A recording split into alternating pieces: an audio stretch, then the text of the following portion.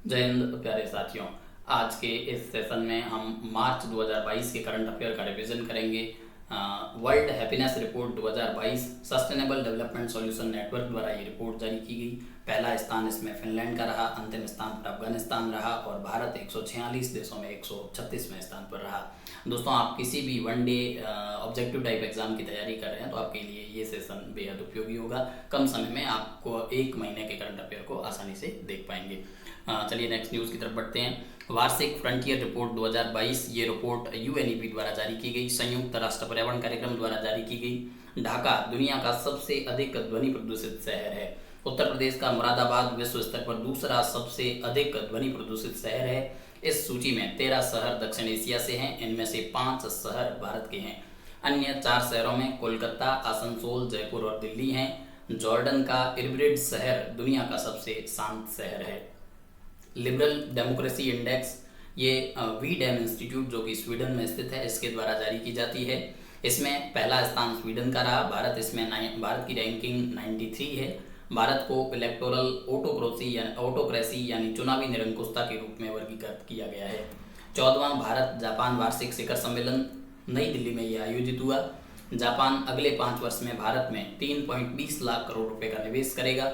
6 समझौते साइबर सुरक्षा, अपशिष्ट जल प्रबंधन और स्वच्छ ऊर्जा के क्षेत्रों में 6 समझौते किए गए। और पिछला भारत जापान वार्षिक शिखर सम्मेलन अक्टूबर 2018 में टोक्यो में आयोजित किया गया था और 14वां नई दिल्ली में आयोजित हुआ है। पूर्वोत्तर क्षेत्र से बांस आधारित उत्पादों को बढ़ावा देने के लिए भी एक समझौते पर हस्ताक्षर वो जापान के साथ किए गए। जापान और भारत ने द्विपक्षीय स्वैप व्यवस्था का नवीनीकरण किया है। जापान और भारत ने द्विपक्षीय स्वैप व्यवस्था यानी बाइलेटरल स्वैप एग्रीमेंट का नवीनीकरण किया है। बीएसए एक दो तरफा व्यवस्था है जहां दोनों प्राधिकरण अमेरिकी डॉलर के बदले में अपनी स्थानीय मुद्राओं का स्वैप है वो कर सकते हैं। बीएसए पर 2018 में बैंक ऑफ जापान और भारतीय रिजर्व बैंक के बीच हस्ताक्षर किए गए थे। भारत ऑस्ट्रेलिया वर्चुअल समिट हाल ही में संपन्न हुआ।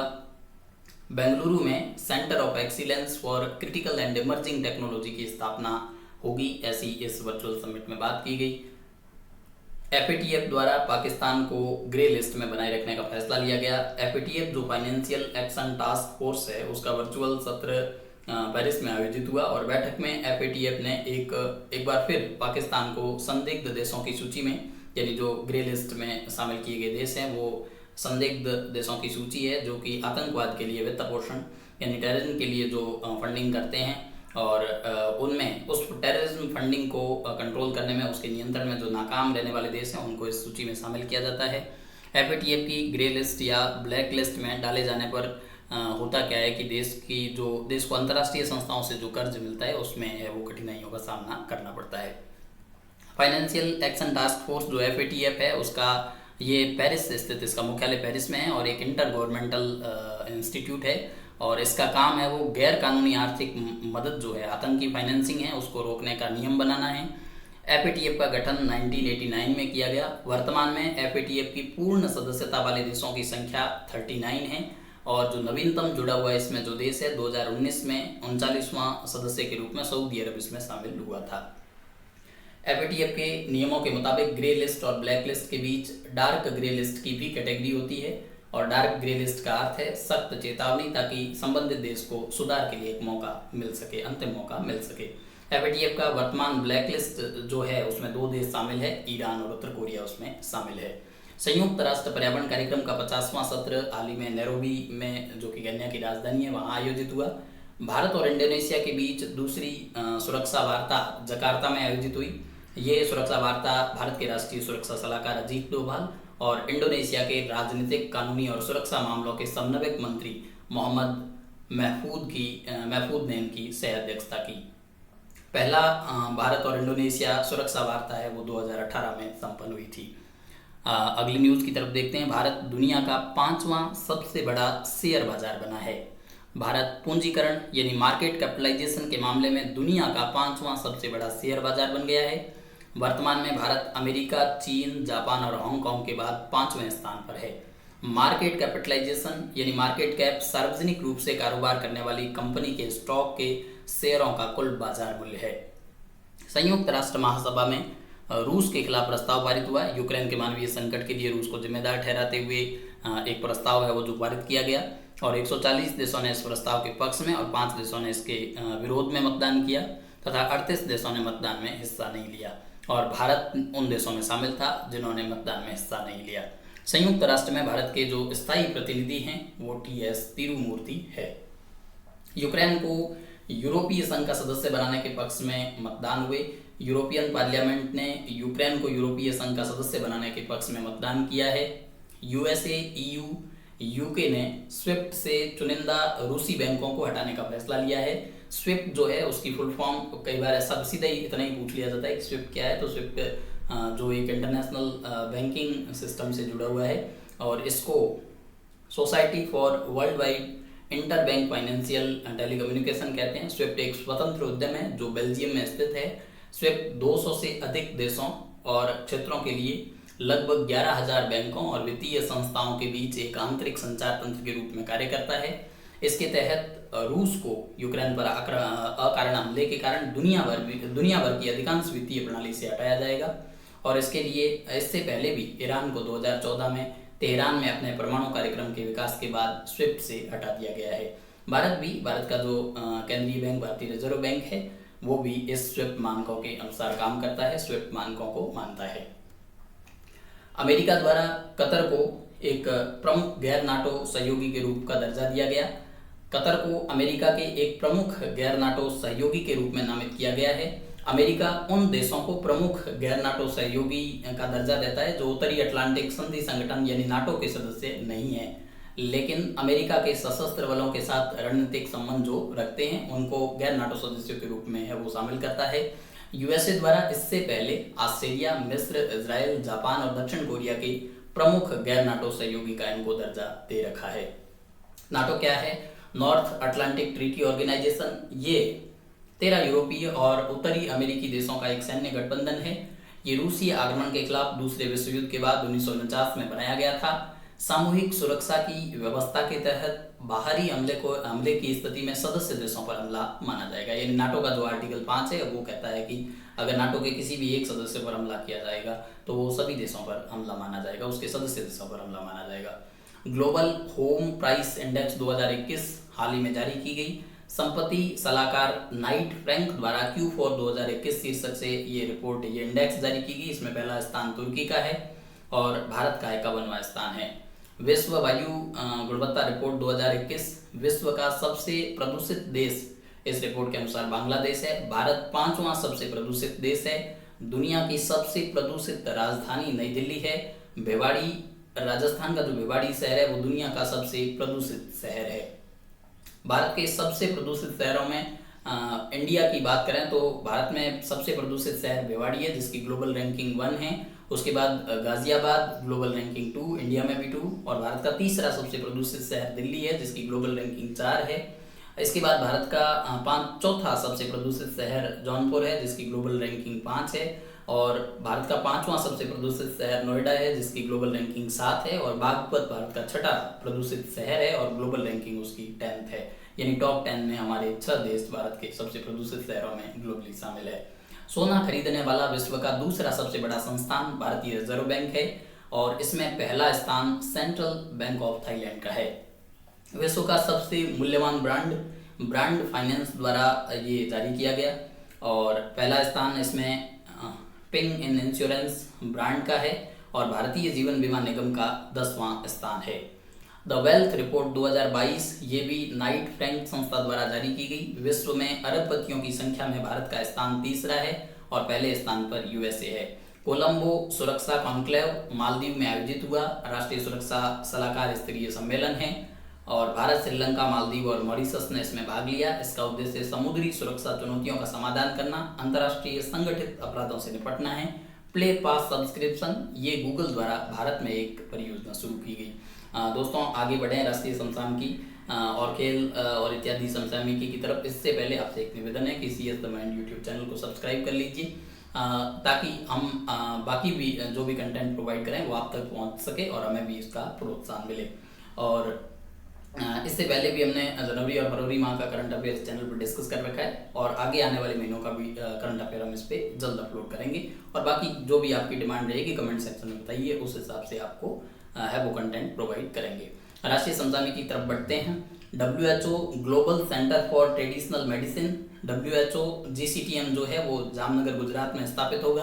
पारंपरिक चिकित्सा के लिए पहला और एकमात्र आउटपोस्ट वैश्विक केंद्र होगा। भारत का पहला green hydrogen fuel cell electrical vehicle जो है वो टोयोटो मिराई का उद्घाटन किया गया। दुनिया का सबसे उन्नत प्रौद्योगिकी विकसित green hydrogen fuel cell electric वाहन, ये भारत की पहली परियोजना है जो देश में हरित हाइड्रोजन पर आधारित है। MSME innovative scheme incubation design और IPR और MSME आइडिया हैकाथॉन 2022 ये MSME में नवीनतम तकनीकों को अपनाने को भी बढ़ावा देगा और प्रति आइडिया 15 लाख रुपए तक और संयंत्र और मशीन के लिए 1 करोड़ रुपए तक की वित्तीय सहायता प्रदान करेगा। यह नए उत्पाद के डिजाइन के विशेषज्ञ सलाह और लागत प्रभावी समाधान प्रदान करने में भी मदद करेगा। डिजाइन उत्पाद के लिए 40 लाख रुपए तक का वित्तीय अनुदान दिया जाएगा। इसका उद्देश्य भारत में IP यानी इंटेलेक्चुअल प्रॉपर्टी संस्कृति में सुधार करना और MSME के बीच बौद्धिक संपदा अधिकारों के बारे में जागरूकता बढ़ाना है। सरकार विदेशी पेटेंट के लिए 5 लाख रुपए और घरेलू पेटेंट के लिए 1 लाख रुपए तक की वित्तीय सहायता प्रदान करेगी। हाल ही में 5 राज्यों में विधानसभा चुनाव के नतीजे आए हैं। 5 राज्य जो कि उत्तर प्रदेश, उत्तराखंड, गोवा, मणिपुर और पंजाब हैं। भारतीय जनता पार्टी ने 4 राज्यों में विधानसभा चुनाव में जीत हासिल की, जिसमें उत्तर प्रदेश, उत्तराखंड, गोवा और मणिपुर शामिल है। आम आदमी पार्टी ने पंजाब विधानसभा चुनाव में जीत दर्ज की। उत्तर प्रदेश में भारतीय जनता पार्टी ने लगातार दूसरी बार ऐतिहासिक सरकार बनाई है। कुल विधानसभा सीटें उत्तर प्रदेश की 403 हैं और जो भारतीय जनता पार्टी ने वहाँ 255 सीटें जीती है और समाजवादी पार्टी ने सेकंड हाईएस्ट 111 सीटें जीती है। योगी आदित्यनाथ ने दूसरे कार्यकाल के लिए उत्तर प्रदेश के मुख्यमंत्री के रूप में शपथ ली है। केशव प्रसाद मौर्य और ब्रजेश पाठक है वो उत्तर प्रदेश के उप मुख्यमंत्री हैं। उत्तराखंड में कुल विधानसभा सीटें 70 है। भारतीय जनता पार्टी ने वहाँ 47 सीटें जीती है। भारतीय राष्ट्रीय कांग्रेस ने 19 सीटें जीती है। पुष्कर सिंह धामी ने उत्तराखंड के 11वें मुख्यमंत्री के रूप में शपथ ली है। उन्होंने लगातार दूसरी बार उत्तराखंड के मुख्यमंत्री के रूप में शपथ ली है। हालांकि पुष्कर सिंह धामी खटीमा विधानसभा सीट से कांग्रेस प्रत्याशी से चुनाव हार गए थे और उत्तराखंड विधानसभा की पहली महिला स्पीकर जो इस बार बनाई गई वो रितु खंडूरी है, जिनको निर्विरोध उत्तराखंड विधानसभा का पहला महिला स्पीकर नियुक्त किया गया। गोवा में कुल विधानसभा सीटें 40 है। वहाँ भारतीय जनता पार्टी ने 20 और भारतीय राष्ट्रीय कांग्रेस ने 11 सीटें जीती। प्रमोद सावंत ने दूसरे कार्यकाल के लिए गोवा के मुख्यमंत्री के रूप में शपथ ली। मणिपुर में एन बीरेन सिंह ने लगातार दूसरी बार मणिपुर के मुख्यमंत्री के रूप में शपथ ली। एन बीरेन सिंह मणिपुर के 12वें मुख्यमंत्री बने हैं। पंजाब में आम आदमी पार्टी के नेता भगवंत मान ने 18वें मुख्यमंत्री के रूप में शपथ ली। उन्होंने स्वतंत्रता सेनानी भगत सिंह की जो जन्मस्थली नवां शहर जिले के खटकर कला गांव में ये अपनी जो मुख्यमंत्री पद की शपथ ली। बात करते हैं निर्यात तैयारी सूचकांक एक्सपोर्ट प्रिपेयर्डनेस इंडेक्स 2021 की। इसका दूसरा संस्करण हाल ही में जारी किया गया। ये रिपोर्ट नीति आयोग द्वारा प्रतिस्पर्धात्मक संस्थान के सहयोग से जारी की जाती है। शीर्ष स्थान पर ओवरऑल रैंकिंग में शीर्ष स्थान पर गुजरात रहा। महाराष्ट्र और कर्नाटक क्रमशः दूसरे और तीसरे स्थान पर रहे। राजस्थान का इस सूचकांक में अगर ओवरऑल रैंकिंग की बात करें तो 11वां स्थान रहा और जो लैंडलॉक कंट्रीज हैं उनकी श्रेणी में राजस्थान का 6ठा स्थान रहा। केंद्र शासित प्रदेशों में शीर्ष स्थान पर जम्मू कश्मीर रहा और इस सूचकांक के तहत अधिकांश तटीय राज्यों का प्रदर्शन है वो सर्वश्रेष्ठ रहा। ये सूचकांक आमतौर पर 4 स्तंभों पर बनाया जाता है: नीति, व्यापार इकोसिस्टम, निर्यात इकोसिस्टम और निर्यात प्रदर्शन। और इनमें कुल मिलाकर 11 जो सब पोल है वो बनाए जाते हैं। 11 उपस्तंभ है उन पर आधारित है। राष्ट्रीय ई विधान परियोजना को सफलतापूर्वक लागू करने वाली पहली विधानसभा नागालैंड विधानसभा बन गई है। ये राष्ट्रीय ई विधान एप्लीकेशन जो है नेशनल ई विधान एप्लीकेशन कार्यक्रम को लागू करके पूरी तरह से पेपरलेस बनने वाली पहली राज्य विधानसभा है। राष्ट्रीय ई विधान आवेदन नेशनल ई विधान एप्लीकेशन कार्यक्रम, इसका उद्देश्य भारत के सभी राज्य विधानसभाओं को एक मंच पर लाना है। इसे वन नेशन वन एप्लीकेशन की थीम पर विकसित किया गया। इसके कार्यान्वयन को केंद्र और राज्य द्वारा 90-10 जो वित्त पोषण है उसके आधार पर साझा किया जाएगा। रैंप कार्यक्रम rising and accelerating MSME performance, कई बार सीधा ही पूछ ले रैंप कार्यक्रम का संबंध किससे है, तो रैंप जो कार्यक्रम है वो MSME की परफॉर्मेंस को एक्सीलरेट और राइज करने के लिए है। विश्व बैंक समर्थित केंद्रीय क्षेत्र की एक योजना है जो कोविड-19 महामारी से संबंधित एमएसएमई मंत्रालय के सुधारों का समर्थन करेगी। इसका उद्देश्य बाजार और ऋण पहुंच में सुधार करना, केंद्र और राज्य स्तर पर संस्थानों और शासन को मजबूत करना, केंद्र राज्य संबंधों और सहयोग में सुधार करना और देरी से भुगतान की कठिनाइयों को संभालना है। ए.के. सीकरी सुप्रीम कोर्ट ने चार धाम परियोजना पर बनी जो उच्चाधिकार प्राप्त समिति है, उनका अध्यक्ष है वो ए.के. सीकरी साहब को नियुक्त किया है। चार धाम राजमार्ग परियोजना से संबंधित पर्यावरणीय चिंताओं और अन्य मुद्दों को देखने के लिए इस कमेटी का गठन किया गया। चार धाम परियोजना क्या है? ये उत्तराखंड में जो स्थित चार धाम केदारनाथ, बद्रीनाथ, यमुनोत्री और गंगोत्री है, उनकी कनेक्टिविटी में सुधार के लिए सड़क परिवहन और राजमार्ग मंत्रालय द्वारा शुरू किया गया एक कार्यक्रम है। तो चार धाम परियोजना जो है वो सड़क परिवहन और राजमार्ग मंत्रालय की है और इसे बीआरओ जो है सीमा सड़क संगठन द्वारा बनाया जा रहा है। कवच प्रणाली क्या है? कवच प्रणाली रेलगाड़ियों, देश का बजट में भी जिक्र था, ये रेलगाड़ियों को टकराने से बचाने के लिए एक प्रणाली है। भारतीय रेलवे द्वारा इसका सफल परीक्षण हाल ही में किया गया। जीरो एक्सीडेंट मिशन के तहत रेलवे ने स्वदेशी तकनीक से इस प्रणाली का विकास किया है। भारतीय रेलवे ने चलती ट्रेनों की सुरक्षा को मजबूत करने के लिए अपनी स्वदेशी स्वचालित ट्रेन सुरक्षा जो ऑटोमेटिक ट्रेन प्रोटेक्शन है उसकी प्रणाली को तैयार किया है, जिसे कवच कहते हैं। कवच एक एंटी कोलिजन डिवाइस नेटवर्क है जो कि radio communication, micro processor, global positioning system तकनीक पर आधारित है। कवच प्रणाली में अगर दो ट्रेन स्पीड से एक दूसरे की तरफ आ रही हैं तो अपने आप ही इसमें ब्रेक लग जाता है और इसके अलावा जब ट्रेन फाटकों के पास पहुंचती है तो अपने आप सीटी भी बजने लगती है। सुजलम 2.0 अभियान, विश्व जल दिवस के अवसर पर पेयजल और स्वच्छता विभाग द्वारा आयोजित कार्यक्रम धूसर जल प्रबंधन ग्रे वाटर मैनेजमेंट के लिए सुजलम 2.0 अभियान को शुरू किया गया। तो सीधी सी बात है कि अगर आपसे सुजलम अभियान पूछे, सुजलम अभियान 2.0, तो ये ग्रे वाटर मैनेजमेंट से संबंधित है। इसका उद्देश्य लोगों को दूसर जल प्रबंधन में शामिल करना है। इस अभियान के तहत सरकार पंचायतों, स्कूलों, आंगनबाड़ी जैसी संस्थाओं और समुदायों को भूजल प्रबंधन के लिए संगठित किया गया है। सुजलम 2.0 संस्थागत स्तर के दूसर जल प्रबंधन परिसंपत्तियों के निर्माण पर केंद्रित होगा। सुजलम 1.0 अभियान है वो अगस्त 2021 में शुरू किया गया था। दूसर जल से क्या मतलब है? बाथरूम, सिंक, शावर, टब और वॉशिंग मशीन में का जो पानी है उसको फिल्टर कर स्वच्छ पानी प्राप्त करने की जो परियोजना है उसको, उस जल को दूसर जल कहते हैं और उसके लिए जो परियोजना है वो सुजलम है। भारतीय रेलवे का पहला गति शक्ति कार्गो टर्मिनल, भारतीय रेलवे आसनसोल डिवीजन ने थापर नगर में मथान पावर लिमिटेड की एक निजी टर्मिनल चालू की है। ये कमिश्निंग गति शक्ति मल्टी मॉडल कार्गो टर्मिनल के संबंध में पीएम गति शक्ति और रेलवे की नीति के अनुसार है। पीएम गति शक्ति मल्टी मॉडल कनेक्टिविटी के लिए राष्ट्रीय मास्टर प्लान एक तैयार किया गया। ये एक डिजिटल प्लेटफॉर्म है जो कि बुनियादी ढांचा कनेक्टिविटी परियोजनाओं की एकीकृत योजना और समन्वित कार्यान्वयन के लिए 16 मंत्रालयों रेलवे, सड़क मार्ग, जलमार्ग और विमानन सहित को जोड़ता है। भारत के पहले स्वदेशी फ्लाइंग ट्रेनर का हाल ही में परीक्षण किया गया। इसका नाम हंसा एनजी रखा गया है। भारत का ये पहला स्वदेशी रूप से विकसित फ्लाइंग ट्रेनर है। हंसा एनजी ने पुडुचेरी में समुद्र स्तरीय परीक्षणों को सफलतापूर्वक पूरा किया है।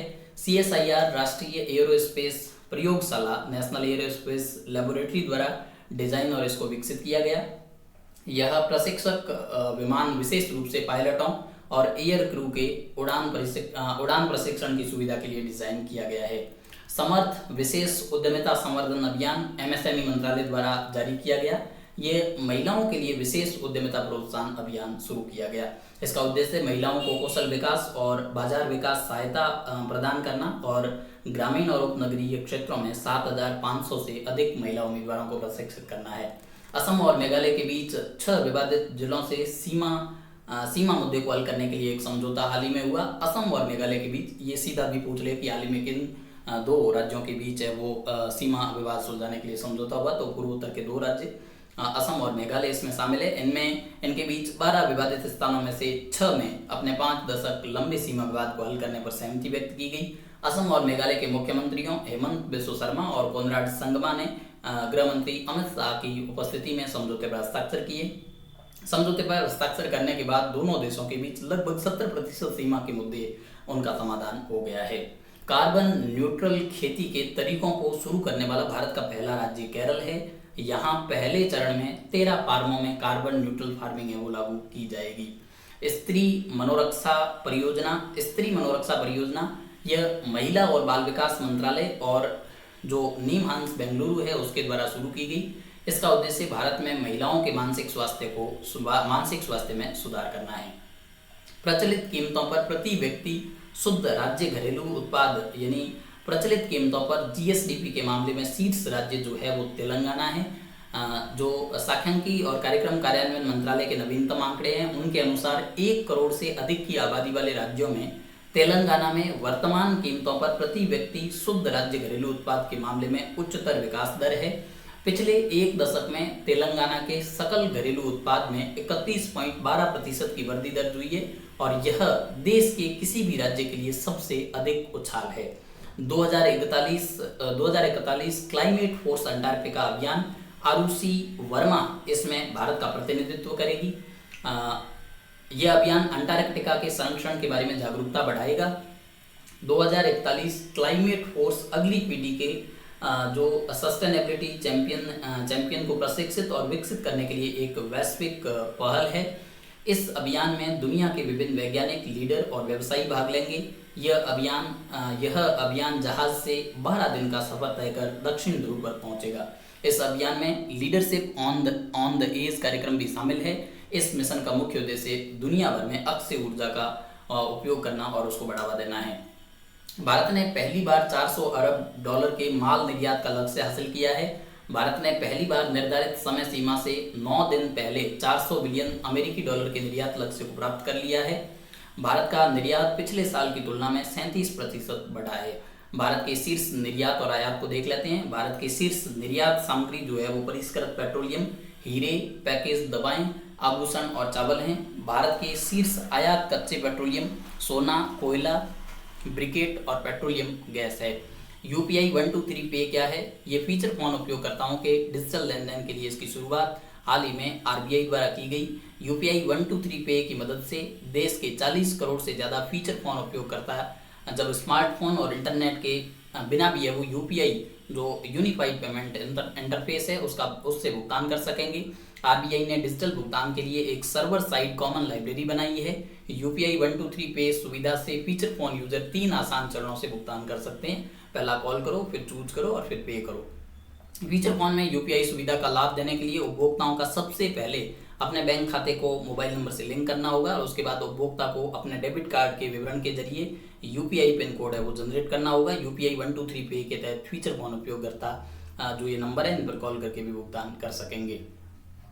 फिर फसलों हेतु उपयोगी बायोडिग्रेडेबल नैनो पार्टिकल्स है वो आईआईटी कानपुर द्वारा विकसित किए गए। इसका उपयोग है वो फसलों को बैक्टीरिया और फंगल बीमारियों से बचाने के लिए रासायनिक आधारित जो कीटनाशकों हैं उनके विकल्प के रूप में इनका उपयोग किया जाएगा। भारत का पहला 100% महिलाओं के स्वामित्व वाला औद्योगिक पार्क हैदराबाद में खोला गया है। ये तेलंगाना सरकार के सहयोग से फिक्की जो महिला संगठन FLO है इसके द्वारा स्थापित किया गया है। भारत का सबसे बड़ा कन्वेंशन सेंटर रिलायंस इंडस्ट्रीज द्वारा मुंबई में जियो वर्ल्ड सेंटर में खुलेगा। यह अपनी तरह का पहला केंद्र है जिसमें एक सांस्कृतिक केंद्र, एक संगीतमय फव्वारा, एक स्विस डिपार्टमेंट और कार्यालय आदि इसमें शामिल है। फिर कॉर्बवैक्स टीका जो है वो कोविड-19 विरोधी एक टीका है। कॉर्बवैक्स का निर्माण है वो हैदराबाद के बायोलॉजिकल ई लिमिटेड ने किया है। यह 12 से 14 वर्ष के आयु वर्ग के बच्चों में ये टीका लगेगा। युवा इनोवेटर्स के बीच AI तत्परता का निर्माण कार्यक्रम विज्ञान और प्रौद्योगिकी विभाग DST और इंटेल इंडिया द्वारा इसकी शुरुआत की गई। इसका उद्देश्य भारत में आर्टिफिशियल इंटेलिजेंस को बढ़ावा देना है। ये कार्यक्रम DST की इंस्पायर पुरस्कार मानक योजना में नामांकित कक्षा 6वीं और 10वीं के छात्रों के लिए तैयार किया गया है। इसके तहत छात्रों में रचनात्मकता और नवीन सोच की संस्कृति का निर्माण करना है। यह छात्रों को ज्ञान और कौशल के साथ साथ सशक्त बनाकर AI युक्त पीढ़ी के निर्माण में मदद करेगा। इसके बाद बात करते हैं कानूनी सहायता क्लिनिक की। राष्ट्रीय महिला आयोग द्वारा दिल्ली राज्य कानूनी सेवा प्राधिकरण के सहयोग से इसको स्थापित किया गया। इसका उद्देश्य महिलाओं की शिकायतों के समाधान करना और महिलाओं के लिए कानूनी सहायता को और अधिक सुलभ बनाना है। ये महिलाओं की शिकायतों के समाधान के लिए एकल खिड़की सुविधा के रूप में कार्य करेगा। तीसरी, राष्ट्रीय युवा संसद महोत्सव नई दिल्ली में आयोजित किया गया। इसका उद्देश्य 18 से 25 वर्ष से कम आयु वर्ग के बच्चों की आवाज को सुनना है और आने वाले वर्षों में सार्वजनिक सेवाओं सहित विभिन्न सेवा क्षेत्रों में ये 2 लोग शामिल होंगे। कन्या शिक्षा प्रवेश उत्सव अभियान, महिला और बाल विकास मंत्रालय ने शिक्षा मंत्रालय और यूनिसेफ के साथ साझेदारी से ये कार्यक्रम शुरू किया। ये औपचारिक शिक्षा या कौशल प्रणाली के साथ उन छात्राओं को फिर से जोड़ने के लिए शुरू किया गया है जिन्होंने विभिन्न कारणों से स्कूल छोड़ दिया है। इसका उद्देश्य स्कूल में 11 से 14 वर्ष की आयु की लड़कियों के नामांकन और प्रतिधारण को बढ़ाना है। आरोग्य वनम, ये राष्ट्रपति भवन नई दिल्ली में शुरू किया गया। इसका उद्देश्य है वो आयुर्वेदिक पौधों के महत्व और मानव शरीर पर उसके प्रभाव को बढ़ावा देना है। डोनेट अ पेंशन कार्यक्रम, श्रम मंत्रालय द्वारा असंगठित क्षेत्र के श्रमिकों के भविष्य के लिए ये लॉन्च की गई। यह प्रधानमंत्री श्रम योगी मानधन पेंशन योजना के तहत एक पहल है। इसके तहत भारत के नागरिक अपने सहायक कर्मचारियों जैसे घरेलू कामगार, ड्राइवर, हेल्पर आदि के लिए प्रीमियम को दान कर सकते हैं ताकि सहायक कर्मचारियों को भी इस योजना का लाभ मिल सके। प्रधानमंत्री श्रम योगी मानधन, यह असंगठित श्रमिकों के लिए एक पेंशन योजना है। इस योजना के लाभार्थी की आयु 18 से 40 वर्ष के बीच होनी चाहिए। लाभार्थी को 60 वर्ष की आयु प्राप्त करने के बाद 3000 रुपये प्रति माह मासिक पेंशन है वो प्राप्त होगी। भूमि स्वामित्व को ट्रैक करने हेतु गतिशील मानचित्र लागू करने वाला पहला राज्य बिहार बन गया है। यहाँ पर कानूनी विवादों को इससे ये कम होगा, इसका ऐसा उद्देश्य है और इसके तहत हर बार जब भूमि का स्वामित्व बदलेगा तो गतिशील मानचित्र अपने आप अपडेट हो जाएगा। युवा विज्ञान कार्यक्रम युविका, ये इसरो द्वारा संचालित किया जा रहा है। स्कूली बच्चों के लिए एक विशेष आवासीय प्रशिक्षण कार्यक्रम है। इसका उद्देश्य युवाओं को अंतरिक्ष प्रौद्योगिकी, अंतरिक्ष विज्ञान और अंतरिक्ष अनुप्रयोगों के बारे में पढ़ाना है। इस कार्यक्रम के तहत देश भर में 150 छात्रों का है वो चयन करना है जो 9वीं कक्षा में पढ़ रहे हैं। भारत का पहला FSRU आधारित LNG प्राप्त करने वाला टर्मिनल जो Hoegh joint LNG terminal H Jaigarh Maharashtra energy का टर्मिनल है। यह floating storage and regasification unit है। होइज जॉइंट को है वो 2017 में बनाया गया था। Skoch state of governance ranking 2021, इसमें पहला स्थान आंध्र प्रदेश का रहा और बिहार, हरियाणा, जम्मू और कश्मीर, छत्तीसगढ़ और राजस्थान को कैचिंग अप श्रेणी में रखा गया। स्कॉच राज्यों द्वारा कार्यान्वित विभिन्न परियोजनाओं का मूल्यांकन करने के बाद रैंकिंग देता है। स्कॉच ग्रुप है वो भारत का प्रमुख थिंक टैंक है। और इसके बाद सड़क पर रहने वाले जानवरों के लिए भारत की पहली एम्बुलेंस है वो तमिलनाडु राज्य ने शुरू की है। राजस्थान समसामयिक की ओर बढ़ते हैं। 10 गीगावाट सौर ऊर्जा विकसित करने वाला देश का पहला राज्य राजस्थान बन गया है। विश्व का सबसे बड़ा सोलर पार्क बड़ला जोधपुर में है जिसकी क्षमता है वो 2245 यानी 2245 मेगावाट है। जैसलमेर और बीकानेर में 1800 मेगावाट क्षमता के 2 नए सोलर पार्क है वो विकसित होंगे। जैसलमेर में 800 मेगावाट और बीकानेर में 1000 मेगावाट के सोलर पार्क बनेंगे। राजस्थान में कुल 10,560 मेगावाट सौर ऊर्जा क्षमता विकसित है वो की जा चुकी है। 73वां राजस्थान स्थापना दिवस 30 मार्च को मनाया गया। तो 30 मार्च 2022 को 73वां हमारा राजस्थान स्थापना दिवस मनाया गया। कोरोना टीका लगाओ इनाम पाओ, कोविड-19 वैक्सीनेशन को प्रेरित करने के लिए केयर इंडिया के सहयोग से ये स्टार्ट की गई। 15 से 17 वर्ष की आयु वर्ग के लाभार्थियों को इसमें साइकिल दी जाएगी और 18 से अधिक आयु वर्ग की पहली डोज लगवाने पर पहला पुरस्कार है वो उनको स्मार्टफोन दिया जाएगा। तंबाकू मुक्त राजस्थान, ये एक 100 दिवसीय कार्य योजना है। ये स्वास्थ्य और चिकित्सा विभाग द्वारा शुरू की जा रही है। इसके तहत सभी जिलों में जिला कलेक्टर सरपंचों के माध्यम से ग्राम स्तर तक प्रभावी क्रियान्वित है उसकी सुनिश्चित करेंगे। मुख्यमंत्री दुग्ध उत्पादक संबल योजना है उसमें पशुपालकों को पहले जो 2 रुपए प्रति लीटर का अनुदान दिया जाता था उसको बढ़ाकर अब 5 रुपए प्रति लीटर कर दिया है। एक युद्ध नशे के विरुद्ध अभियान के लिए बूंदी को राष्ट्रीय पुरस्कार मिला है। बूंदी जिला राष्ट्रीय बाल अधिकार संरक्षण आयोग और नारकोटिक्स कंट्रोल ब्यूरो द्वारा इस अभियान को चला रहा है।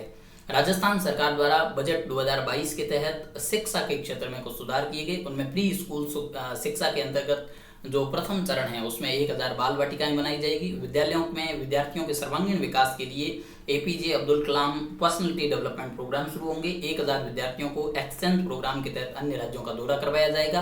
प्राइवेट शिक्षण संस्थानों के लिए नियामक बोर्ड का गठन होगा। 14 नए राजकीय महाविद्यालय और 6 नए कन्या महाविद्यालय खुलेंगे। Higher technical education quality improvement scheme है वो लागू होगी। लव कुश वाटिका इको टूरिज्म को बढ़ावा देने हेतु सभी जिलों में 2-2 करोड़ रुपए की लागत से लव कुश वाटिका विकसित होगी। पंचायत स्तर पर नंदी गौशालाएं बनाएगी, जिसका उद्देश्य आवारा पशुओं की समस्या का समाधान करना और देसी गोवंश का संवर्धन और संरक्षण करना है। योजना की संपूर्ण लागत 650 करोड़ रुपए होगी। राज्य के सभी 33 जिलों में नंदीशाला स्थापित करने के लिए संस्थाओं का चयन किया जाएगा। इसमें 90% व्यय राज्य सरकार द्वारा और 10% व्यय कार्यकारी संस्था को करना होगा। सघन मिशन इंद्रधनुष 4.0 अभियान, इसका द्वितीय चरण 7 मार्च से 13 मार्च 2022 तक चला। अभियान के तहत गर्भवती महिलाओं एवं बच्चों से संबंधित टीके वो निःशुल्क लगाए जाएंगे। इसका पहला चरण 7 फरवरी से 13 फरवरी तक आयोजित हुआ। राष्ट्रीय नियमित टीकाकरण के तहत जो निम्नलिखित बीमारियों में है वो टीके निर्धारित दिवस पर लाभार्थियों को लगाए जाते हैं। इसमें जो शामिल बीमारियां हैं उसमें पोलियो, काली खांसी, खसरा रुबेला, गलघोंटू, निमोनिया, रोटावायरस दस्त, हेपेटाइटिस बी, टिटनेस, टीबी या तपेदिक और मेनिंजाइटिस है। ऑपरेशन अस्मिता बूंदी जिले के रामनगर गांव की एक पहल है। यह स्कूल ड्रॉप आउट को जोड़ने की एक पहल है। इसका उद्देश्य गांव में व्याप्त कुरीतियों को दूर कर उन्हें शिक्षित और स्वावलंबी बनाकर समाज की मुख्य धारा से जोड़ना है। महिला और पुरुषों के लिए सायंकालीन विद्यालय की सुविधा भी इसमें की जाएगी। Rajasthan right to health care act का प्रारूप है वो तैयार किया गया। इसका उद्देश्य प्रदेश के सभी नागरिकों को बेहतरीन स्वास्थ्य सुविधाएं देने और निरोगी राजस्थान का संकल्प पूरा करना है। राजस्थान की सबसे ऊंची इमारत एसएमएस हॉस्पिटल जयपुर में राजस्थान की सबसे ऊंची इमारत के रूप में 450 करोड़ रुपए की लागत से 24 मंजिला एक आईपीडी टावर है वो बनाया जा रहा है। ये इमारत एक हेलीपैड, इस इमारत पर एक हेलीपैड है वो 1200 आईपीडी कोटेज बेड जैसी सुविधाएं भी इसमें शामिल होगी।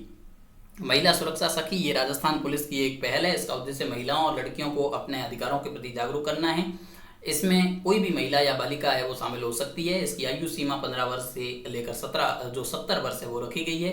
सदस्य का कोई भी आपराधिक रिकॉर्ड नहीं होना चाहिए और न ही वो किसी संदिग्ध गतिविधियों में लिप्त होना चाहिए। 100% कोविड-19 वैक्सीन की दोनों डोज लगवाने वाला राजस्थान का पहला जिला है वो प्रतापगढ़ जिला बन गया है। सीमा भवानी शौर्य अभियान जो है वो महिला सशक्तिकरण राइड 2022 सीमा सुरक्षा बल द्वारा आयोजित की गई। जयपुर में रॉयल एनफील्ड मोटरसाइकिल यात्रा है वो हुई। ब्रजोली महोत्सव कामा भरतपुर में आयोजित हुआ। राजस्थान में औद्योगिक विकास को बढ़ावा देने के लिए राज्य सरकार द्वारा जो प्रयास किए जा रहे हैं उनको एक नजर देख लेते हैं कि राज्य के सभी उपखंडों में औद्योगिक क्षेत्र खोलने का निर्णय लिया गया। राजस्थान औद्योगिक विकास नीति 2019 है वो जारी की गई। इसमें समावेशी और सतत औद्योगिक विकास, औद्योगिक आधारभूत संरचना, प्रतिस्पर्धी वित्तीय प्रोत्साहन आदि का समावेश किया गया है।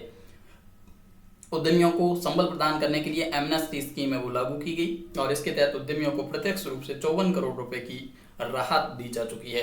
राज्य में मेडिकल उपकरणों के उत्पादन को भी प्रोत्साहन दिया जाएगा। जयपुर में फिनटेक पार्क में वित्तीय, बीमा और आईटी कंपनियों की गतिविधियां वो शुरू की जा रही है। बाड़मेर में 383 वर्ग किलोमीटर में पेट्रोलियम, केमिकल और पेट्रोकेमिकल इन्वेस्टमेंट रीजन बनाने का निर्णय लिया गया। नए जिलों के गठन हेतु उच्च स्तरीय समिति का गठन हाल ही में किया गया और रिटायर्ड आईएएस अधिकारी राम लोबाया की अध्यक्षता में ये कमेटी गठित की गई। यह समिति नए जिलों की आवश्यकता पर आंकलन कर अगले 6 महीने में अपने रिपोर्ट देगी। टीबी मुक्त राजस्थान अभियान 24 मार्च को वर्ल्ड टीबी डे के अवसर पर शुरू हुआ। 24 मार्च से 13 अप्रैल तक जन जागरूकता कार्यक्रम चलाया गया। 21 दिवसीय यह अभियान है और राज्य के सभी हेल्थ एंड वेलनेस केंद्रों पर यह शुरू हुआ। इसके साथ टीबी की जांच, उपचार और परामर्श है वो दिए जाएंगे। प्रदेश का पहला मोटर मार्केट कोटा में बना है। आधुनिक सुविधाओं युक्त जो मार्केट है जिसमें व्यापारियों के साथ साथ मार्केट में आने वाले नागरिकों के लिए सुविधाएं दी जाएगी। मोटर मार्केट में व्यवसाय करने वाले व्यापारियों को एक ही स्थान पर 400 दुकानों का निर्माण है वो किया जाएगा। राजीविका सरस राष्ट्रीय क्राफ्ट मेला जयपुर में आयोजित होगा और ग्रामीण विकास विभाग इसका आयोजन करेगा और देश के विभिन्न राज्यों से महिला स्वयं सहायता समूह अपने उत्पादों की प्रदर्शनी और विक्रय वो करेंगे। रानी लक्ष्मीबाई आत्मरक्षा प्रशिक्षण अभियान, इसके तहत राज्य में 2 लाख बालिकाओं को सेल्फ डिफेंस का प्रशिक्षण दिया जाएगा। राजस्थान में हृदय रोगियों की निःशुल्क ऑपरेशन हेतु एमओयू हुआ है। राजस्थान सरकार और Prashanti medical services and research foundation के बीच एक एमओयू पे हस्ताक्षर हुए हैं जो 2 वर्षों के लिए 1000 हृदय रोगियों को निःशुल्क इलाज करेगा। मन संवाद हेल्पलाइन राजस्थान सरकार की चिकित्सा एवं स्वास्थ्य विभाग की एक पहल है। विदेशों में पढ़ने वाले तनावग्रस्त जो छात्र छात्राएं हैं उनके लिए हेल्पलाइन है। पढ़ाई में व्यवधान के कारण मानसिक और भावनात्मक अवसाद झेल रहे विद्यार्थियों को परामर्श इसमें दिया जा रहा है। राजस्थान सार्वजनिक परीक्षा भर्ती में अनुचित साधनों की रोकथाम के अद्युपाय विधेयक 2022 जो हाल ही में पारित हुआ। परीक्षा में नकल और गड़बड़ी पर 10 साल तक की जेल का प्रावधान है। अनुचित साधनों के गिरोह संचालकों की संपत्ति कुर्क होगी और ये बहुत ही महत्वपूर्ण एक्ट है। इसके एक एक प्रावधान को आप ध्यान से देख लें। यदि कोई परीक्षार्थी नकल करता है अथवा अनुचित साधनों में लिप्त पाया जाता है तो उसे 3 वर्ष तक की जेल या जुर्माना है अथवा दोनों का प्रावधान है। नकलची परीक्षार्थी पर न्यूनतम 1 लाख रुपए का जुर्माना होगा। जुर्माना नहीं चुकाने पर 9 माह का अतिरिक्त कारावास भी होगा। सार्वजनिक परीक्षा में नकल करते पकड़े जाने पर अगले 2 वर्ष तक किसी सार्वजनिक परीक्षा में शामिल होने पर पाबंदी रहेगी। परीक्षा संचालित करने के लिए नियोजित या प्राधिकृत व्यक्ति अथवा संस्था यदि अनुचित साधनों में लिप्त होगा या प्रयास करता है तो उन्हें कम से कम 5 वर्ष का कारावास और अधिकतम 10 वर्ष के कारावास की सजा दी जाएगी।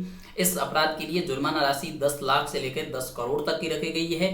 जांच अधिकारी अतिरिक्त पुलिस अधीक्षक रहेंगे और ऐसे अपराध है वो गैर जमानती संज्ञेय अपराध होंगे, यानी बेलेबल कॉग्निजेबल ऑफेंस होंगे। परीक्षा में पेपर बेचकर कमाई करने वालों की संपत्ति अधिग्रहित कर कुर्क कर ली जाएगी। राजस्थान विधानसभा के सर्वश्रेष्ठ विधायकों को हाल ही में पुरस्कार दिए गए। इनमें सम्मानित होने वाले विधायक 2019 के लिए श्री ज्ञानचंद पारख साहब को, 2020 के लिए श्री संयम लोढ़ा को और 2021 के लिए श्री बाबूलाल और श्रीमती मंजू देवी को ये पुरस्कार प्रदान किए गए। राजस्थान में वर्तमान में 15वीं विधानसभा चल रही है। विधानसभा अध्यक्ष सीपी जोशी हैं, सदन के नेता श्री अशोक गहलोत हैं, विपक्ष के नेता गुलाब चंद कटारिया हैं और संसदीय कार्य मंत्री श्री शांति धारीवाल हैं। शक्ति अभियान बीकानेर जिले में महिला सशक्तिकरण का अभियान चलाया गया। इसका उद्देश्य जन्म के समय लिंगानुपात में गिरावट रोकने और वृद्धि का प्रयास करना तथा महिलाओं में एनीमिया की समस्या के निराकरण और बेटी के जन्म को उत्सव की तरह मनाना इस शक्ति अभियान का उद्देश्य है। इसका संबंध बीकानेर जिले से है। एग्री एक्सपो 2022 ये जोबनेर जयपुर में आयोजित हुआ। मुख्यमंत्री चिरंजीवी जीवन रक्षा योजना, इसके तहत दुर्घटनाग्रस्त व्यक्ति को अस्पताल तक पहुंचाने वाले व्यक्ति को राज्य सरकार द्वारा 5,000 रुपए जो पुरस्कार के रूप में और प्रशस्ति पत्र देकर सम्मानित किया जाता है। योजना का बजट सड़क सुरक्षा कोष से वहन किया जा रहा है। भारत का पहला हाइजीन सॉन्ग म्यूजिकल एल्बम है वो लॉन्च किया गया। इसका उद्देश्य राजस्थान के आम नागरिक को व्यक्तिगत स्वच्छता और साफ सफाई के प्रति जागरूक करना है। डिटॉल इंडिया द्वारा सुप्रसिद्ध लोक गायक रईस खान के साथ मिलकर इसको तैयार किया गया। मुख्य पर्यटन स्थलों पर लोक कलाओं और कठपुतली के माध्यम से स्वच्छता का प्रसार किया जा रहा है। एंटी चीटिंग एक्ट के बाद अब एंटी चीटिंग सेल है वो गठित की गई। भर्ती परीक्षा में अनियमितता रोकने के लिए स्पेशल ऑपरेशन ग्रुप एसओजी में विशेष अनुसंधान इकाई गठित की गई। एंटी चीटिंग सेल का गठन है वो किया गया। एंटी चीटिंग सेल या examination fund investigating unit. Rajasthan उद्योग रत्न पुरस्कार यह उद्योग एवं वाणिज्य विभाग द्वारा दिए जाते हैं। इनका उद्देश्य एमएसएमई उद्योगों, हस्तशिल्प में बुनकरों को पहचान देना है। उत्कृष्ट महिला उद्यमी हेतु जो सूक्ष्म उद्यम श्रेणी है उसके लिए यह पुरस्कार श्रीमती प्रियंका गोयल जो कि श्री सालासर इंडस्ट्रीज जयपुर से हैं। उसके बाद उत्कृष्ट महिला उद्यमी हेतु लघु उद्यम श्रेणी में ये पुरस्कार श्रीमती आराधना शर्मा जो कि यूनिक पावर टेक्नोलॉजी जयपुर से संबंध रखती हैं। उसके बाद राजस्थान बुनकर रत्न पुरस्कार श्री माधुराम जो कि पोखरण जैसलमेर से उनको दिया गया। राजस्थान हस्तशिल्प रत्न पुरस्कार ये श्री राम स्वरूप शर्मा जो जयपुर से हैं उनको दिया गया। राजस्थान उद्योग रत्न पुरस्कार के लिए विजेता को 1 लाख रुपए पुरस्कार राशि, शॉल और प्रशस्ति पत्र वो प्रदान किया जाता है। जस्टिस नरेंद्र मोहन श्रीवास्तव ये राजस्थान उच्च न्यायालय के कार्यकारी मुख्य न्यायाधीश इनको नियुक्त किया गया था। Doctor G Menaria Vikram Sarabhai teacher scientist national award से इनको सम्मानित किया गया। राष्ट्रीय विज्ञान दिवस के अवसर पर इनकी जिस संस्था द्वारा ये सम्मान दिया गया Raman science and technology foundation द्वारा दिया गया। राष्ट्रीय कृषि विपणन संस्थान जयपुर में इनोवेशन अवार्ड 2022 से वो सम्मानित हुआ। राजस्थान विद्युत उत्पादन निगम को राष्ट्रीय सुरक्षा ये जो राजस्थान विद्युत उत्पादन निगम है ये नेशनल सेफ्टी अवार्ड के लिए रनर अप रहा। राजस्थान के ओलंपिक पैरा ओलंपिक जो विजेता और खिलाड़ी हैं उनका सम्मान किया गया। राजस्थान ओलंपिक संघ द्वारा इसका सम्मान किया गया। कृष्णा नागर जो कि पैरा बैडमिंटन में स्वर्ण पदक विजेता हैं उनका सम्मान जिन खिलाड़ियों का किया गया उनमें अवनी लेखरा ये शूटिंग में स्वर्ण पदक और कांस्य पदक इन्होंने जीता है, ये पैरा खिलाड़ी हैं। देवेंद्र झाजेड़िया जो कि जेवलियन थ्रो में जिन्होंने रजत पदक जीता पैरा खिलाड़ी हैं। सुंदर सिंह गुर्जर जेवलियन थ्रो में कांस्य पदक जीता और ये पैरा खिलाड़ी हैं। इसके अलावा टोक्यो ओलंपिक में भाग लेने वाले राजस्थान के जो खिलाड़ी हैं उनको भी है वो ये सम्मान दिया गया।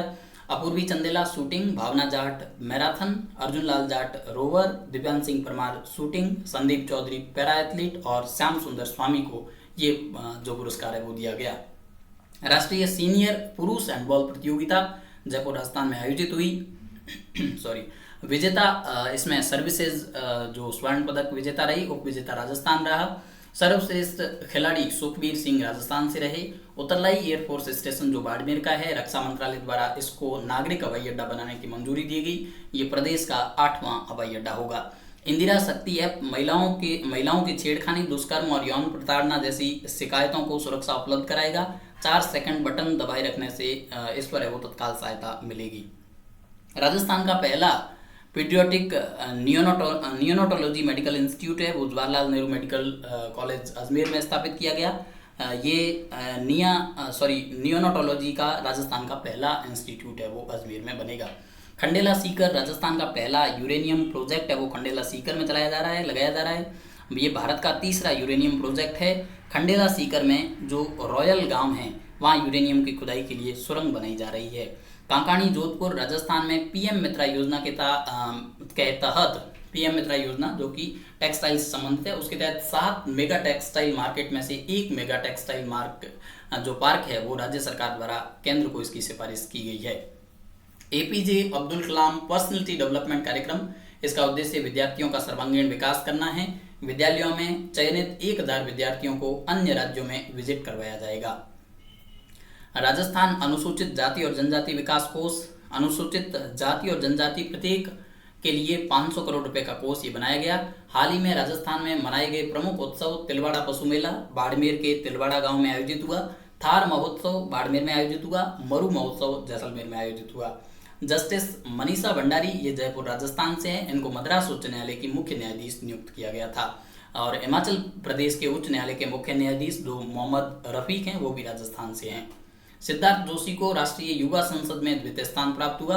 बतुल बेगम को नारी शक्ति पुरस्कार से सम्मानित किया गया। राजस्थान की ये मांड और भजन लोकगीत गायिका हैं। इंडियन साइंस कांग्रेस का आयोजन है वो उदयपुर राजस्थान में आयोजन किया जाएगा। इसके बाद खेल समसामयिक की तरफ आगे बढ़ते हैं। मैक्सिकन ओपन टेनिस, इसके विजेता राफेल नडाल रहे और उप विजेता कैमरून नॉरिस रहे। इसके बाद पूजा जातियान जो कि पैरा आर्चर हैं, इन्होंने पैरा तीरंदाजी विश्व चैंपियनशिप में व्यक्तिगत वर्ग में रजत पदक जीतने वाली ये पहली भारतीय महिला है। श्याम सुंदर स्वामी और ज्योति बालियान की मिश्रित जोड़ी ने अभी पैरा तीरंदाजी विश्व चैंपियनशिप में रजत पदक जीता। ISSF विश्व कप 2022 ये इसका आयोजन काहिरा मिस्र में इसका आयोजन हुआ। भारत की पदक तालिका में है वो शीर्ष स्थान पर रहा। भारत ने 4 स्वर्ण 2 रजत और 1 कांस्य पदक जीता। इसमें पुरस्कार जीतने वाले रिदम सांगवान और अनीस भानवाला ने 25 मीटर रैपिड फायर पिस्टल मिश्रित टीम टूर्नामेंट में स्वर्ण पदक जीता। श्री निवेथा ईसा सिंह और रुचिता विनरकर ने महिलाओं की 10 मीटर एयर पिस्टल टीम स्पर्धा में स्वर्ण पदक जीता।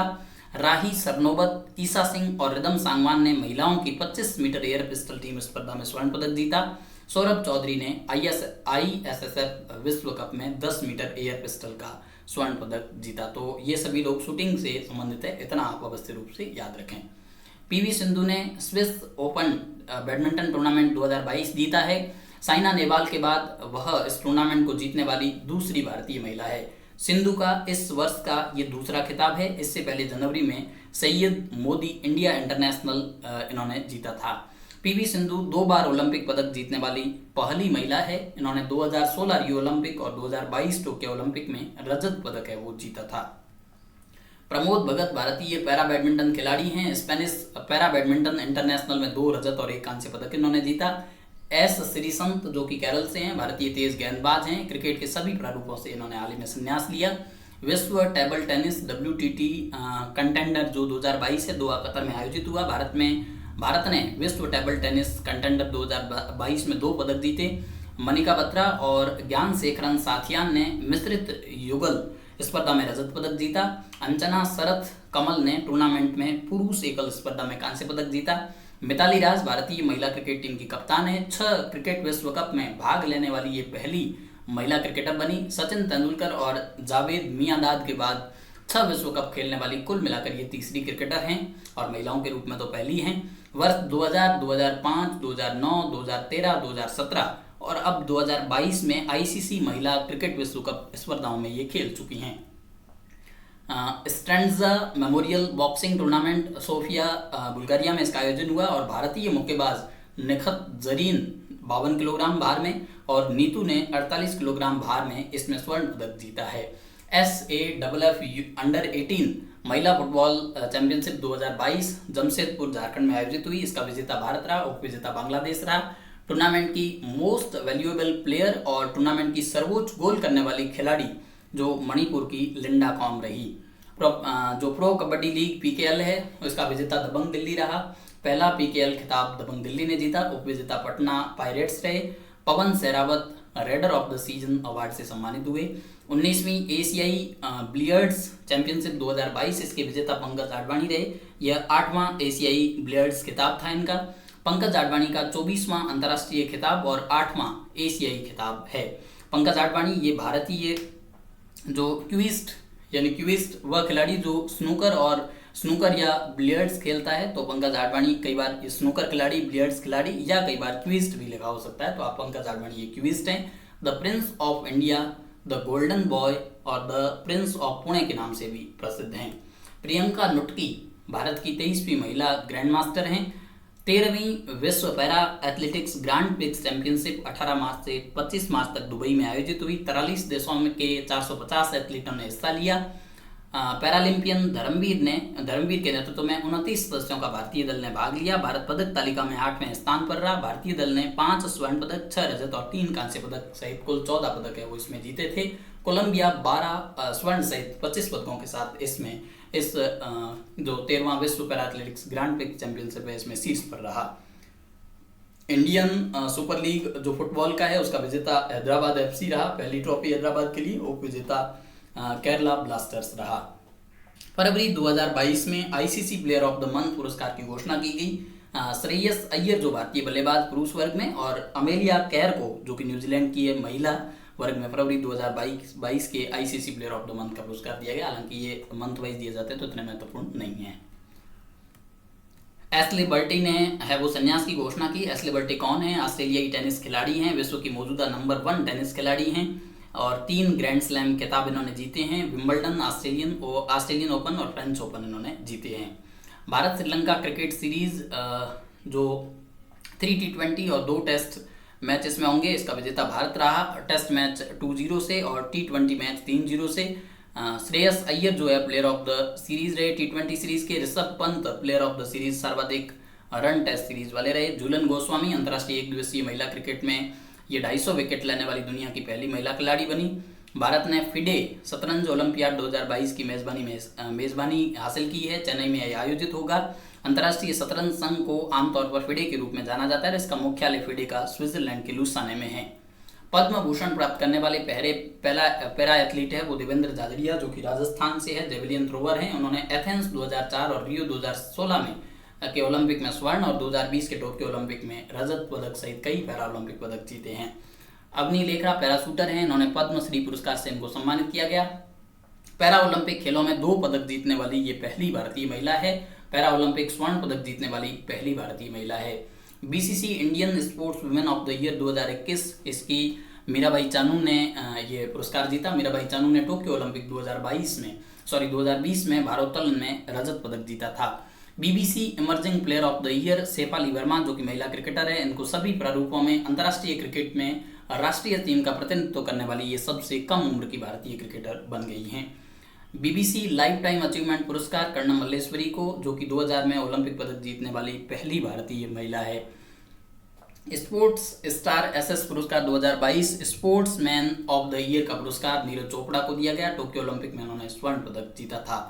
Sports star of the year female Mirabai Chanu रही जिन्होंने टोक्यो ओलंपिक में रजत पदक जीतने वाली भारोत्तोलक है। Club of the year Mumbai city FC को। National team of the year भारतीय पुरुष हॉकी टीम को। Sportsman of the year para sports में सुमित अंतिल और स्पोर्ट्समैन ऑफ द ईयर में पैरा स्पोर्ट्स में स्पोर्ट्स विमेन जो रही वो अवनी लेखरा रही। लाइफ टाइम अचीवमेंट अवार्ड भारतीय हॉकी टीम के पूर्व कप्तान अजीत पाल सिंह को दिया गया। आगे हम कुछ पुरस्कार और सम्मान की बात कर लेते हैं। हाल ही में 94 जो ऑस्कर पुरस्कार है उनकी घोषणा हुई 2022 के। Academy of motion picture arts and sciences जो AMPAS है, इसके द्वारा ये दिए जाते हैं। ये समारोह हॉलीवुड लॉस एंजल्स कैलिफोर्निया के जो डॉल्बी थिएटर है वहाँ इसका आयोजन हुआ। सर्वश्रेष्ठ पिक्चर की विजेता कोडा रही। सर्वश्रेष्ठ अभिनेता विल स्मिथ जो कि जिनको किंग रिचर्ड के लिए पुरस्कार प्रदान किया गया, और सर्वश्रेष्ठ अभिनेत्री के रूप में जेसिका चस्टन जो कि द आइस ऑफ टैमी फे के लिए इसको ये सर्वश्रेष्ठ अभिनेत्री घोषित किया गया। स्टॉकहोम वाटर प्राइज 2022 ये जिस संस्था के द्वारा दिए जाते हैं वो स्टॉकहोम इंटरनेशनल वाटर इंस्टीट्यूट द्वारा royal Swedish academy of sciences के सहयोग से दिया जाता है। इसे पानी का नोबेल पुरस्कार कहा जाता है। सॉरी। और ये पुरस्कार विल्फ्रेड जो ब्रुटसर्ट है, इन्होंने पर्यावरणीय वाष्पीकरण को मापने के लिए अपने काम के लिए पुरस्कार इनको दिया गया। जो मैथ्स के क्षेत्र में, गणित के क्षेत्र में दिया जाने वाला एबल पुरस्कार 2022 है वो अमेरिकी गणितज्ञ डेनिस पी सुलेविन ने जीता है। इसकी शुरुआत 2002 में एबल पुरस्कार की हुई थी। बाफ्टा पुरस्कार 2022, बाफ्टा यानी British academy of film and television arts, फिल्मों में ब्रिटिश और अंतर्राष्ट्रीय योगदान का सम्मान करने के लिए इसको दिया जाता है। विजेताओं की सूची में सर्वश्रेष्ठ film the power of the dog रही। US अंतर्राष्ट्रीय महिला साहस पुरस्कार 2022 ये अमेरिकी विदेश विभाग द्वारा दिया जाता है। रिजवाना हसन जो कि बांग्लादेश की है, उनको ये पुरस्कार दिया गया। इन्होंने अपने समुदाय में बदलाव लाने के लिए असाधारण साहस और नेतृत्व दिखाने का काम किया। प्रिट्जर पुरस्कार 2022 ये फ्रांसिस केरे को दिया गया। प्रिट्जर पुरस्कार जीतने वाले पहले अफ्रीकी बने हैं। ये आर्किटेक्ट, शिक्षक और सामाजिक कार्यकर्ता हैं। ये पुरस्कार वास्तुकला के सर्वोच्च सम्मानों में से एक है। संसद रत्न पुरस्कार, संसद विशेष रत्न पुरस्कार NK प्रेमचंद्रन और श्रीरंग अप्पा बोर्ने को ये दिया गया। संसद रत्न पुरस्कार विद्युत बरन महतो झारखंड, हीना विजय कुमार गावती महाराष्ट्र और सुधीर गुप्ता मध्य प्रदेश को ये पुरस्कार दिया गया। संसद रत्न पुरस्कार की शुरुआत APJ अब्दुल कलाम के सुझाव पर हुई थी। यह शीर्ष प्रदर्शन करने वाले सांसदों को दिया जाता है। प्रोफेसर दीपक धर को बोल्ट्जमान मेडल के लिए चुना गया। ये पहले भारतीय हैं, भौतिक विज्ञान के प्रोफेसर हैं। ये आपके लिए बहुत महत्वपूर्ण न्यूज है। जैसे हमने अभी देखा था कि संसद रत्न पुरस्कार और उससे पहले प्रिट्जर पुरस्कार जो फ्रांसिस कैरे को दिया गया, ये भी एक महत्वपूर्ण पुरस्कार है। तो दीपक धर का नाम याद रखना। बोल्ट्जमान मेडल इनको दिया गया जो भौतिक विज्ञान के क्षेत्र में दिया जाता है। मिस वर्ल्ड 2021 कैरोलिना बिलावस्का जो कि पोलैंड की है, ये विश्व की 70वीं मिस वर्ल्ड है। भारतीय मूल के अमेरिकी श्री सैनी ने प्रथम उपविजेता यानी फर्स्ट रनर अप है वो भारतीय मूल के अमेरिकी श्री सैनी रहे। मानसा वाराणसी ने मिस वर्ल्ड 2021 में भारत का प्रतिनिधित्व किया था। मानुषी छिल्लर मिस वर्ल्ड 2017 रही। और जो हरनाज संधू है वो मिस यूनिवर्स 2021 रही। और ये मिस वर्ल्ड 2021 की बात हम कर रहे हैं। प्रोफेसर नारायण प्रधान GD बिरला पुरस्कार से सम्मानित हुए। वैज्ञानिक अनुसंधान में इन्होंने योगदान देने हेतु ये पुरस्कार दिया गया। इनकी संस्था KK बिरला फाउंडेशन है। नारी शक्ति पुरस्कार केंद्रीय महिला एवं बाल विकास मंत्रालय द्वारा दिया गया। 29 महिलाओं को दिया गया। विजेता को 2 लाख रुपए और प्रमाण पत्र दिया जाता है। सुरेश रैना प्रतिष्ठित स्पोर्ट्स आइकॉन पुरस्कार से सम्मानित हुए। मालदीव स्पोर्ट्स अवार्ड 2022 में सम्मानित हुए। खेल में उल्लेखनीय योगदान करने हेतु इनको पुरस्कार दिया गया। नवीन नियुक्तियां जो है उनको देख लेते हैं। N चंद्रशेखरन एयर इंडिया का चेयरमैन को नियुक्त किया गया। टाटा सन्स के चेयरमैन भी हैं। एयर इंडिया को आधिकारिक तौर पर जनवरी 2022 में टाटा सन्स को सौंप दिया गया था। T राजा कुमार सिंगापुर के नागरिक हैं। इनको financial action task force FATF का अध्यक्ष है वो T राजा कुमार जो कि सिंगापुर से हैं। हेमंत विश्व शर्मा भारतीय बैडमिंटन संघ के अध्यक्ष पुनः नियुक्त किए गए। कैटलिन नोवाक हंगरी की संसद ने अपनी पहली महिला राष्ट्रपति है वो चुना है कैटलिन नोवाक को।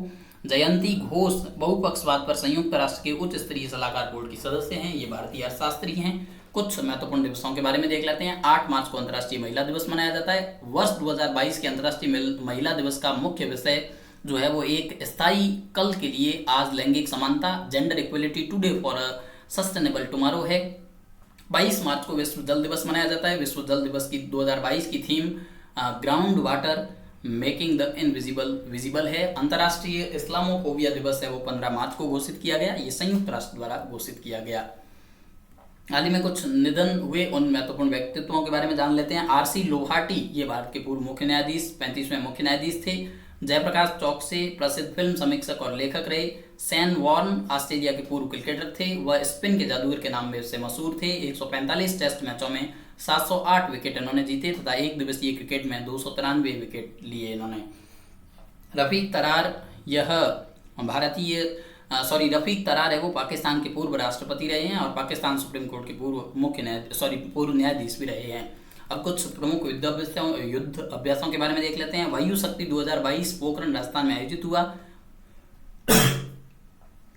वायु शक्ति भारतीय वायुसेना का सबसे बड़ा अभ्यास है। अभ्यास स्लिनेक्स जो कि विशाखापत्तनम में आयोजित हुआ, श्रीलंका भारत नौसेना का अभ्यास है। अभ्यास दस्तलिक है वो भारत और उज्बेकिस्तान के बीच संयुक्त सैन्य अभ्यास है। धर्म गार्जियन भारत और जापान के बीच का, इसको बेलागवी कर्नाटक में यह आयोजित हुआ। प्रस्थान पश्चिमी नौसेना कमान द्वारा अपतटीय सुरक्षा अभ्यास है। लेमिते 2022 ये भारत और सेशल्स के बीच एक संयुक्त सैन्य अभ्यास है। कोल्ड रेस्पॉन्स 2022 ये नॉर्वे में नाटो का सैन्य अभ्यास है। उत्तर अटलांटिक जो संधि संगठन नाटो है, कोल्ड रेस्पॉन्स आपको याद रखना है। इसका आयोजन नॉर्वे में हुआ था। इसके बाद प्रेसिडेंट कलर सम्मान है वो INS वलसुरा को दिया गया। प्रेसिडेंट कलर किसी सैन्य इकाई को शांति और युद्ध के दौरान राष्ट्र को प्रदान की गई असाधारण सेवा के लिए दिया जाने वाला सर्वोच्च पुरस्कार है। INS वलसुरा ये वर्तमान में एक प्रमुख तकनीकी प्रशिक्षण संस्थान है। इसने हिंद महासागर क्षेत्र के देशों के साथ द्विपक्षीय संबंधों को मजबूत करने में भारत की मदद की। अब अंतरिक्ष और प्रौद्योगिकी की कुछ न्यूज़ देख लेते हैं। क्वांटम की डिस्ट्रीब्यूशन लिंक का सफलतापूर्वक परीक्षण किया गया। ये DRDO और IIT दिल्ली द्वारा किया गया। उत्तर प्रदेश में प्रयागराज और विंध्याचल के बीच 100 किलोमीटर से अधिक पहले क्वांटम की डिस्ट्रीब्यूशन लिंक का सफलतापूर्वक है वो परीक्षण है वो इसमें किया गया। इसरो ने SSLV के सॉलिड ईंधन आधारित बूस्टर चरण को सफलतापूर्वक परीक्षण है वो आंध्र प्रदेश के श्रीहरिकोटा के सतीश धवन अंतरिक्ष केंद्र में किया। जो नए स्मॉल सैटेलाइट लॉन्च व्हीकल के ठोस ईंधन आधारित बूस्टर चरण SS1 का सफल परीक्षण हुआ। इसरो के अध्यक्ष और अंतरिक्ष सचिव हैं वो डॉक्टर S सोमनाथ हैं। ब्रह्मोस का INS चेन्नई से सफल परीक्षण हुआ। सुपरसोनिक क्रूज मिसाइल है, भारत रूस द्वारा निर्मित है। ब्रह्मोस मिसाइल INS चेन्नई दोनों का निर्माण है वो स्वदेश में ही हुआ है। भारत का पहला AI और रोबोटिक्स टेक्नोलॉजी पार्क है वो बेंगलुरु में बन रहा है। Artificial intelligence and robotics technology park इसका नाम है। इसका उद्देश्य भारत में AI और रोबोटिक्स इनोवेशन को बढ़ावा देना है। ART जो पार्क है वो इसके द्वारा भारत में स्वास्थ्य देखभाल, शिक्षा, गतिशीलता, बुनियादी ढांचे, कृषि, खुदरा और साइबर सुरक्षा जैसे क्षेत्रों में जटिल समस्याओं का समाधान करने का प्रयास किया जाएगा। भारत का पहला डिजिटल वाटर बैंक एक्वेरियम है जो बेंगलुरु में लॉन्च किया जाएगा। एक्वेरियम का गठन एक्वाक्राफ्ट ग्रुप वेंचर्स जो स्वच्छ जल और स्वच्छता प्रदान करने का केंद्रीय उद्यम है उसके द्वारा किया गया है। Stockholm International Peace Research Institute जो सिप्री है उसकी रिपोर्ट हाल ही में जारी हुई। सिप्री एक स्वीडन का थिंक टैंक है और भारत 2017 से 2021 में दुनिया का प्रमुख हथियारों का सबसे बड़ा आयातक था। दुनिया के सबसे बड़े हथियार आयातक देश है उसमें भारत शीर्ष पर है, उसके बाद सऊदी अरब और उसके बाद मिस्र है। और दुनिया के सबसे बड़े हथियार निर्यातक देशों में पहला स्थान अमेरिका का है, दूसरा स्थान रूस का है और तीसरा स्थान फ्रांस का है। भारत द्वारा हथियारों के आयात में 21% की गिरावट आई है जो कि मेक इन इंडिया के कारण आई। 2017 से 2021 में भारत का सर्वाधिक हथियार आपूर्तिकर्ता देश है। वो रूस ने दुनिया में 46% हथियारों की आपूर्ति करता है, उसके बाद फ्रांस और उसके बाद अमेरिका का स्थान है। महत्वपूर्ण तथ्यों की बात करें तो जलवायु परिवर्तन पर IPCC रिपोर्ट है वो जारी की गई। संयुक्त राष्ट्र में 195 देशों ने इसको मंजूरी दे रखी है। अंतर सरकारी पैनल जो IPCC द्वारा जारी रिपोर्ट है उसकी जो शीर्षक है वो क्लाइमेट चेंज 2022 इम्पैक्ट, एडप्शन और वल्नरेबिलिटी इसको मंजूरी दी है। अगले 2 दशक में दुनिया भर में तापमान है वो 1.5 डिग्री सेल्सियस बढ़ने का अनुमान लगाया गया है। जलवायु परिवर्तन पर अंतर सरकारी पैनल जो है IPCC ये संयुक्त राष्ट्र का एक अंतर सरकारी समूह है, जलवायु परिवर्तन पर अध्ययन करता है। इसकी स्थापना, ये बहुत महत्वपूर्ण याद रखना कि IPCC की स्थापना विश्व मौसम विज्ञान संगठन WMO और संयुक्त राष्ट्र पर्यावरण कार्यक्रम UNEP ने 1988 में वो की थी और इसका मुख्यालय IPCC का जिनेवा स्विट्जरलैंड में है। उसके बाद विडा जो है वो हीरो मोटरकॉर्प ने नया इलेक्ट्रिकल व्हीकल है वो ब्रांड एक लॉन्च किया है विडा जो हीरो का है। और BSNL का भारत संचार निगम लिमिटेड के साथ विलय कर दिया गया, BBNL का। इस विलय से BSNL को 5.67 लाख किलोमीटर का ऑप्टिकल फाइबर नेटवर्क मिलेगा। भारत ब्रॉडबैंड निगम लिमिटेड BBNL की स्थापना फरवरी 2012 में इसका गठन किया गया था। इसे भारत नेट परियोजना को लागू करने का कार्य सौंपा गया था और इसके द्वारा देश भर में 2.5 लाख ग्राम पंचायतों में ऑप्टिकल फाइबर नेटवर्क स्थापित करना है। भारत संचार निगम लिमिटेड BSNL की स्थापना 2000 में हुई। यह भारत सरकार के पूर्ण स्वामित्व वाला एक सार्वजनिक क्षेत्र का उपक्रम है। ये दिल्ली और मुंबई को छोड़कर पूरे भारत में दूरसंचार सेवाएं प्रदान करता है। राइटिंग विद फायर ऑस्कर में सर्वश्रेष्ठ डॉक्यूमेंट्री फीचर श्रेणी में इसका चयन हुआ। ये दलित महिलाओं द्वारा संचालित भारत की समाचार एजेंसी खबर लहरियों की कहानी पर आधारित है। राष्ट्रीय रक्षा विश्वविद्यालय का भवन राष्ट्र को समर्पित हुआ। ये लवड़गांव गांधीनगर गुजरात में है। राष्ट्रीय रक्षा विश्वविद्यालय राष्ट्रीय सुरक्षा और रक्षा के केंद्र के रूप में उभरेगा। यह आतंकवाद निरोध, उग्रवाद निरोध और साइबर सुरक्षा के क्षेत्र में शैक्षणिक योग्यता प्रदान करता है। गुजरात में राष्ट्रीय फोरेंसिक विज्ञान विश्वविद्यालय और राष्ट्रीय बाल विश्वविद्यालय जो है वो स्थापित होंगे। जीवन लाइट नाम का स्मार्ट वेंटिलेटर भारतीय जो IIT हैदराबाद द्वारा ये विकसित किया गया। जीवन लाइट लिथियम आयन बैटरी द्वारा संचालित एक लाने ले जाने में सुविधाजनक कम लागत वाला इंटरनेट ऑफ थिंग्स पर आधारित सक्षम वेंटिलेटर है और ये 5 घंटे के लिए वेंटिलेशन के विभिन्न तरीकों से निर्बाध रूप से संचालित होता है। वेंटिलेटर एक ऐसी मशीन होती है जो शरीर में ऑक्सीजन को पंप करने में मदद करती है। भारत का पहला विश्व शांति केंद्र गुरुग्राम में स्थापित होगा। प्राचीन ज्ञान और आधुनिक विज्ञान के समन्वय से शांति शिक्षा के कार्यक्रम को तैयार किए जाएंगे। हैरत महोत्सव जम्मू कश्मीर में मनाया गया। जम्मू कश्मीर में कश्मीरी पंडितों द्वारा मनाया जाने वाला ये हैरत महोत्सव मुख्य महोत्सव है। भगवान बुद्ध की दुनिया की सबसे लंबी प्रतिमा बोधगया बिहार में लगी। भगवान बुद्ध की शयन मुद्रा में दुनिया की सबसे लंबी प्रतिमा बन रही है और ये प्रतिमा 100 फीट लंबी और 30 फीट ऊंची होगी। जिया राय का संबंध महाराष्ट्र से है। ये पाक जलडमरू मध्य को तैरकर पार करने वाली दुनिया की सबसे कम उम्र की और सबसे तेज महिला तैराक बनी है। प्रधानमंत्री राष्ट्रीय बाल पुरस्कार 2022 से इनको सम्मानित किया गया। ओपन वाटर स्विमिंग में वर्ल्ड रिकॉर्ड इन्होंने बनाया है। विंग्स इंडिया एशिया का सबसे बड़ा नागरिक उड्डयन आयोजन है। भारत का पहला साई राष्ट्रीय उत्कृष्टता केंद्र माउंटेन टेरेन जो बाइकिंग और बाइसिकल मोटोक्रॉस के लिए शिमला में स्थापित किया जाएगा। भारत का पहला साई राष्ट्रीय उत्कृष्टता केंद्र शिमला में स्थापित होगा। ये भारतीय साइकिल चालकों को विश्व स्तरीय सुविधाएं यहाँ पर दी जाएगी ताकि वे अंतर्राष्ट्रीय प्रतिस्पर्धा में बेहतर प्रदर्शन कर सकें। भारत की सबसे बड़ी कोयला उत्पादक फर्म है वो महानदी कोल फील्ड लिमिटेड है। कोल इंडिया की सहायक कंपनी है। परम शक्ति IIT खड़गपुर में पेटा स्केल सुपर कंप्यूटर का उद्घाटन किया गया। राष्ट्रीय सुपर कंप्यूटिंग मिशन के तहत इसको बनाया गया। NSM इलेक्ट्रॉनिक्स और सूचना प्रौद्योगिकी मंत्रालय मिट्टी और विज्ञान और प्रौद्योगिकी जो DST है उसकी संयुक्त पहल है। 2050 तक नेट जीरो कार्बन उत्सर्जन लक्ष्य निर्धारित करने वाला पहला दक्षिण एशियाई शहर मुंबई बना है। लक्ष्य में 2030 तक ग्रीन हाउस गैस उत्सर्जन में 30% की कमी और 2040 तक 44% की कमी भी शामिल है।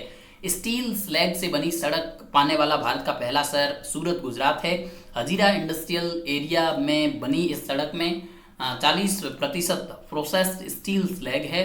यूनेस्को की विश्व धरोहर स्थल सूची में मेघालय का लिविंग रूट ब्रिज है वो शामिल है किया गया। यूनेस्को की विश्व विरासत स्थलों की अस्थायी सूची में इसको शामिल किया गया। Reserve bank innovation hub RBI द्वारा इसकी शुरुआत की गई। इसका उद्देश्य नवाचारों को बढ़ावा देना है। इसे कंपनी अधिनियम 2013 की धारा 8 के तहत 100 करोड़ रुपए की प्रारंभिक पूंजी योगदान के साथ ही कंपनी के रूप में स्थापित किया गया है। ये RBI की पूर्ण स्वामित्व वाली सहायक कंपनी है। इस हब के लिए एक स्वतंत्र बोर्ड का गठन किया गया। S गोपाल कृष्णन को इसके हब के अध्यक्ष नियुक्त किया गया। राष्ट्रीय जल पुरस्कार 2022 जल शक्ति मंत्रालय द्वारा दिया गया। जल संसाधन प्रबंधन के क्षेत्र में अनुकरणीय कार्य के लिए दिया जाता है। पहला पुरस्कार उत्तर प्रदेश को मिला और दूसरा पुरस्कार राजस्थान को मिला। केरल में मातृ मृत्यु अनुपात सबसे कम है।